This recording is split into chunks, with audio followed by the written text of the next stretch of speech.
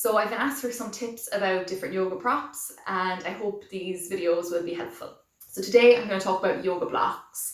Yoga blocks can be used in yoga for lots of different things. Some people think yoga blocks are just to use if you can't do a pose or need help with a pose, but actually yoga blocks can be used to really open up and enhance yoga postures and movements, and just give you so many more options. So you can use yoga blocks for sitting on if you want to just lift the pelvis up a little bit, give the buttocks some support. They can be used to bring the floor up towards you. So if you're in a lunge or a balancing posture, placing a hand on the floor, it might just bring that up a little bit higher if you use a block. It can also be used to challenge yourself in a posture. So if you're coming up into a bridge pose, you might hold a yoga block between the legs and squeeze it just to really switch on and activate the muscles in the legs. So that's just a few examples of how you might use a yoga block. So what kind of a yoga block to get? So the basic kind of yoga blocks that you'll see are these foam yoga bricks. They're rectangular in shape. They're quite firm, but there's a little give there. If you squeeze them, you'll see an indent from your fingers, so they're not completely solid. They're very light, they're just made of foam. And I've picked these up, I have lots of different colours and sizes because I've picked them up over the years from various shops. If you check places like Aldi, Lidl, Tiger, TK Maxx around January, when people are getting really active and into things like the gym and yoga, or sometimes back to school time in September, when activities like that are popular as well, they sometimes stock yoga blocks. So you can be lucky and pick them up then. But that's not going to suit everybody, especially if you just want your yoga block now and they're not being stocked in those shops. So you might be looking online. These are also, I would say, not amazing in terms of quality. They're fine, they're grand, but they will get a little marked and scratched with use. If you have a cat or a dog, you can expect to have teeth and claw marks in them as well. That's just part and parcel of having something that's made of foam. Some of the cheaper ones as well probably aren't massively environmentally friendly or sustainable, so you can these days get ones that are made from recycled materials if you want to be a little bit more eco-conscious.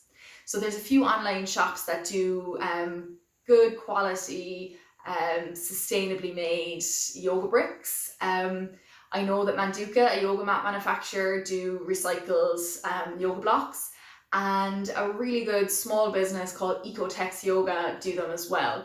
I don't have yoga blocks from Ecotex, but I have used them and they're really good quality, and I have their bolster and blankets, and their service, delivery and quality is really good. So I would recommend checking them out if you're looking for one of these. I would generally recommend getting two.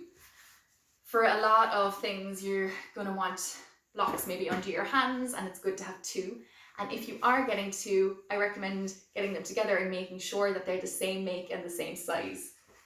Some of the yoga blocks are bigger than others. I don't know if you can see that there's a difference in size in these two. And sometimes there's a difference in height. Not much with those ones, but there can be a difference in height as well. So if you're getting a pair, get them together so that you know that they'll match.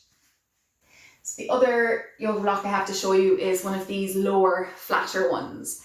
These are really good for sitting on. They're quite comfortable because there's just a bigger surface area, and they don't bring you too much up off the ground. Again, they're made of foam, so they're light and fairly soft.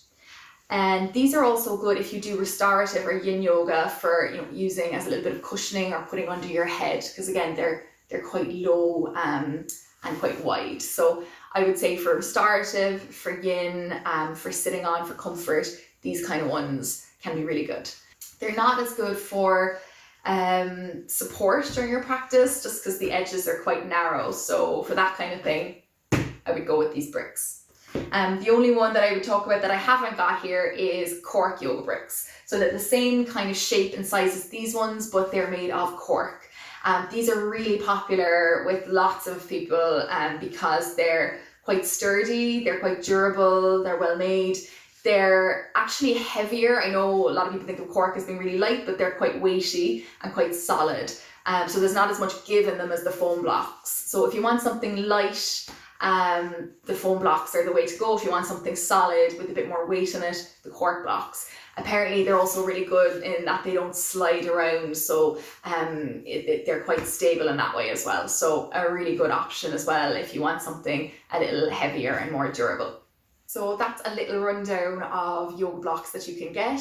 I hope it's helpful. If you've got any questions about what yoga block to get or where you can get it, just send me a message and I'll be happy to help.